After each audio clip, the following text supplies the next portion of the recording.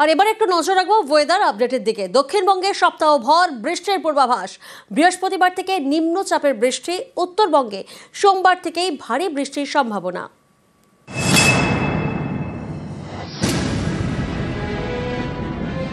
সিকিমে নাগাড়ে বৃষ্টি, এতে ফুঁসছে তিস্তা। জলপাইগুড়িতে শনিবার ভারী বৃষ্টি হয়েছে, প্রায় 132 মিলিমিটার। এর জেরে জলপাইগুড়িতে জল বেড়েছে তিস্তার।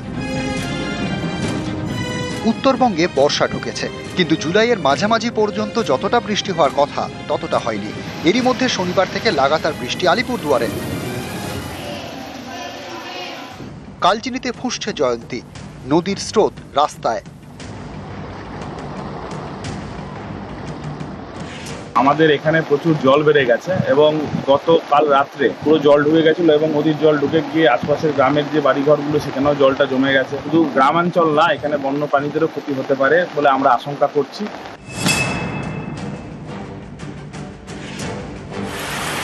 সোমবার থেকে উত্তরবঙ্গে ভারী বৃষ্টির পূর্বাভাস। 22 তারিখ পর্যন্ত বৃষ্টিপাত বেশি থাকবে উত্তরবঙ্গের জেলাগুলো। দার্জিলিং, কালিম্পং, জলপাইগুড়ি, কোচবিহার, আলিপুরদুয়ার এই জেলাগুলোয় দু এক জায়গায় ভারী থেকে অতি ভারী বৃষ্টিপাতের সম্ভাবনা থাকছে। 21 থেকে 22-এর মধ্যে মেনলি জলপাইগুড়ি, আলিপুরদুয়ার, কোচবিহার, কালিম্পং এই জেলাগুলো কিছুটা বেশি থাকবে। আবহাওয়া দপ্তর জানিয়েছে সোম এবং মঙ্গলবার উত্তরবঙ্গের সব জেলায় বৃষ্টি। এর মধ্যে জলপাইগুড়ি, আলিপুরদুয়ার, কোচবিহার এবং কালিম্পংয়ে ভারী বৃষ্টির পূর্বাভাস। বুধবার এবং বৃহস্পতিবার বৃষ্টি কমবে, শুক্রবার ফের বৃষ্টি বাড়বে। পশ্চিম মেদিনীপুরের ঘাটালের রাস্তা থেকে জল এখনো নামেনি।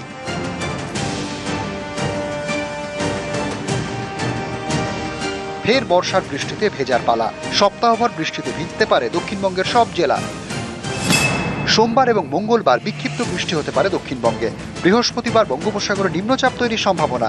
এর জেরে বৃষ্টি বাড়বে। নিম্নচাপের জেরে ভারী থেকে অতি ভারী বৃষ্টির সম্ভাবনা দক্ষিণ 24 পরগনা, পূর্ব এবং পশ্চিম মেদিনীপুরে। বৃহস্পতিবার থেকে মৎস্যজীবীদের সমুদ্রে যাওয়া বারণ। শুক্রবারও বৃষ্টির পরিমাণ বেশি থাকবে। শনিবার থেকে বৃষ্টি কমবে দক্ষিণবঙ্গে। নিউজ 18 বাংলা। সন্দেশখালীর হোটেল থেকে 9.5 কোটি টাকার জাল নোট উদ্ধার। গ্রেফতার করা হয়েছে দুজনকে। যে হোটেল থেকে এত জাল নোট উদ্ধার সেটা একসময় শেখ শাহজাহান দখল করে রেখেছিল, এমনটাই অভিযোগ। এই বিপুল পরিমাণ জাল নোট কোথায় কোথায় ছড়ানোর ছক কষা হয়েছিল, এই চক্রের সঙ্গে আর কারা কারা যুক্ত, এসবই খতিয়ে দেখছেন তদন্তকারীরা।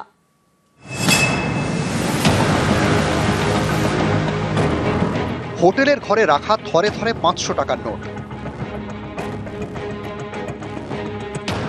ডিমের কার্টুনে নোটের বান্ডিল।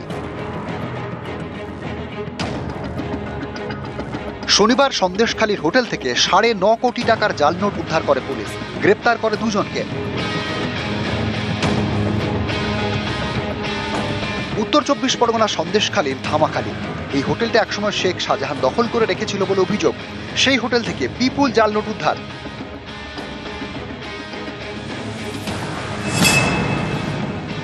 বাংলাদেশ সীমান্ত থেকে 9 কিলোমিটার দূরে ধামাখালী। তদন্তকারীদের সন্দেহ বাংলাদেশ থেকে জাল নোট সন্দেশখালীতে ঢুকতে পারে, কিন্তু এত জাল নোট কোথায় কোথায় ছড়ানোর ছক কষা হয়েছিল। ধৃত দুজন হোটেলে ঢোকার পর কাদের সঙ্গে যোগাযোগ করেছিল, এইসব তথ্যের উত্তর পেতে চাইছে পুলিশ। এর জন্য তারা একাধিক রাষ্ট্রায়ত্ত ব্যাংকের ধামাখালীর গ্রাহক সেবা কেন্দ্রের মালিক দুজন সিমেন্ট বালি ব্যবসায়ীকে জিজ্ঞাসাবাদ করেছেন। শুক্রবার সন্ধে ধামাখালীতে এই হোটেলের একটি ঘর ভাড়া নেন সিরাজউদ্দিন মোল্লা এবং দেবব্রত চক্রবর্তী। তাদের সঙ্গে কয়েকটি ব্যাগ ছিল। জানা গিয়েছে রাতে একটি দোকান থেকে খাবার আনতে যান সিরাজউদ্দিন এবং দেবব্রত। দোকানদারকে 500 টাকার একটি নোট দেন। নোট দেখে সন্দেহ হয় দোকানদারের। সন্দেশখালী থানায় খবর দেন ওই দোকানদার। রাতেই হোটেলে যায় পুলিশ। দুজন যে ঘর ভাড়া নিয়েছিল সেই ঘর থেকে উদ্ধার হয় প্রচুর 500 টাকার নোট। সেই নোট বাজেয়াপ্ত করে পুলিশ। গ্রেপ্তার করা হয় সিরাজ এবং দেবব্রতকে। থানায় গিয়ে শুরু হয় টাকা গোনা। উদ্ধার হওয়া টাকার মধ্যে 9.50 কোটি টাকার জাল নোট, 77,000 টাকার আসল নোট।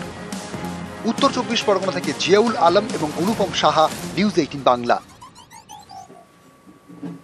কোথাও জাল আধার তৈরির কারখানা, তো কোথাও আবার বাংলাদেশের নাগরিককে মেয়ে পরিচয় দিয়ে ভোটার কার্ড, আধার কার্ড। মুর্শিদাবাদ এবং উত্তর 24 পরগনায় ধরপাকড় পুলিশের।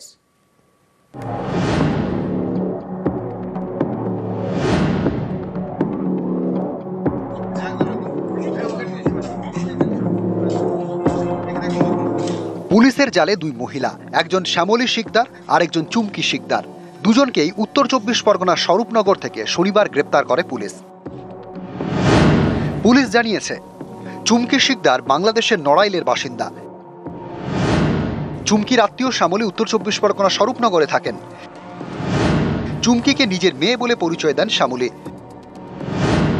শ্যামলীর নথি দেখিয়ে বাংলাদেশের নাগরিক চুমকির ভোটার কার্ড এবং আধার কার্ড তৈরি করা হয় এদেশে। কয়েকদিন আগে এই অভিযোগ পায় স্বরূপনগর থানার পুলিশ। সেই মতো অ্যাকশন।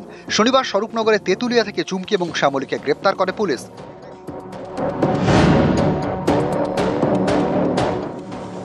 মুর্শিদাবাদের খড়গ্রাম, এখানকার মুমিনপাড়ার এই সাইবার ক্যাফেতে মোটা টাকার বিনিময়ে জাল আধার কার্ড তৈরি করে দেওয়া হয় বলে অভিযোগ। শুক্রবার সেখানে অভিযান চালায় খড়গ্রাম থানার পুলিশ। গ্রেপ্তার করে 3 জনকে, মেহেদি হাসান মোমিন, মুশারফ মোমিন এবং মোহাম্মদ সুমন মোমিন। পুলিশের দাবি, ধৃত 3 জনই মুর্শিদাবাদের খড়গ্রামের বাসিন্দা। এই 3 জন মিলেই সাইবার ক্যাফেটি চালায়, যেখানে জাল আধার কার্ড তৈরি করা হয় বলে অভিযোগ।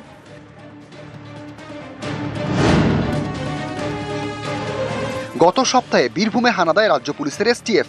এখানেও সাইবার ক্যাফের আড়ালে জাল আধার কার্ড তৈরি করা হতো বলে অভিযোগ। বোলপুর থেকে মুন্না শেখ এবং মিয়াদ শেখ নামে 2 জনকে গ্রেপ্তার করে পুলিশ। বোলপুরের পরে এবার স্বরূপনগর এবং খড়গ্রাম। কোথাও জাল আধারের কারখানা, কোথাও আবার বাংলাদেশিকে মেয়ে পরিচয় দিয়ে এদেশে ভোটার আধার কার্ড তৈরি করে দেওয়ার অভিযোগ। নিউজ 18 বাংলা। তথ্য প্রযুক্তির ক্ষেত্রে বিনিয়োগে প্রথম সারিতে বাংলা। পশ্চিমবঙ্গে পরিকাঠামোগত সুবিধা থাকায় আগ্রহী শিল্পপতিরা। আগামী দিনে দেশ তথ্য প্রযুক্তি ক্ষেত্রে বাংলার নয়া সূর্যোদয়ের সাক্ষী হতে চলেছে। সম্প্রতি একটি জনপ্রিয় ম্যাগাজিনে তথ্য প্রযুক্তির সূর্যোদয় শীর্ষক খবর প্রকাশ। এক্স হ্যান্ডেলে পোস্ট মুখ্যমন্ত্রী মমতা বন্দ্যোপাধ্যায়ের।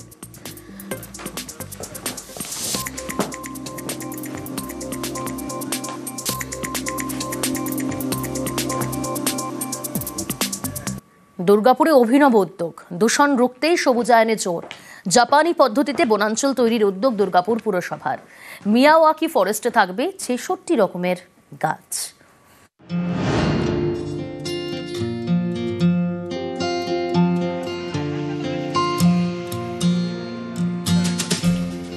দুর্গাপুরে তৈরি হবে বনাঞ্চল, সেই কাজেরই শিলান্যাস হয়ে গেল। পশ্চিম বর্ধমানের দুর্গাপুর, এখানে একের পর এক কারখানা। এই কারখানা থেকে দূষণ। পুরো এলাকার পাশেই জেমুয়া গ্রাম পঞ্চায়েতের শঙ্করপুর। এখানে পুরো এলাকার আবর্জনা ফেলা হয়, দুর্গন্ধে টেকা দায়। এই দূষণ রুখতে সবুজায়নে জোর দিয়েছে দুর্গাপুর পুরসভা।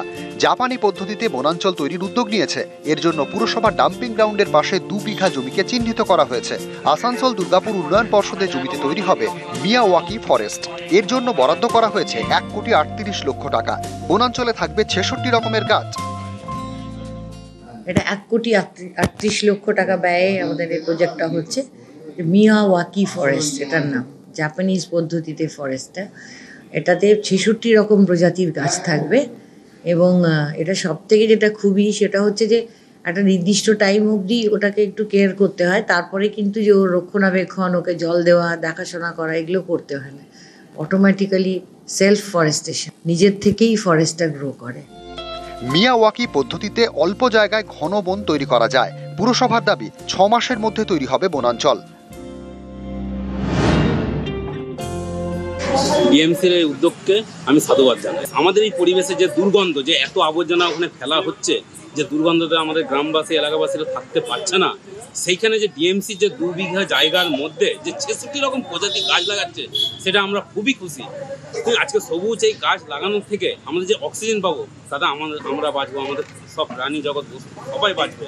দূষণের মাত্রা যেভাবে ধীরে ধীরে বৃদ্ধি পাচ্ছে এবং যেভাবে সবুজায়ন ধীরে ধীরে বিলুপ্ত হচ্ছে, সেই জায়গা থেকে এটা একটা দারুণ উদ্যোগ, শুভ উদ্যোগ।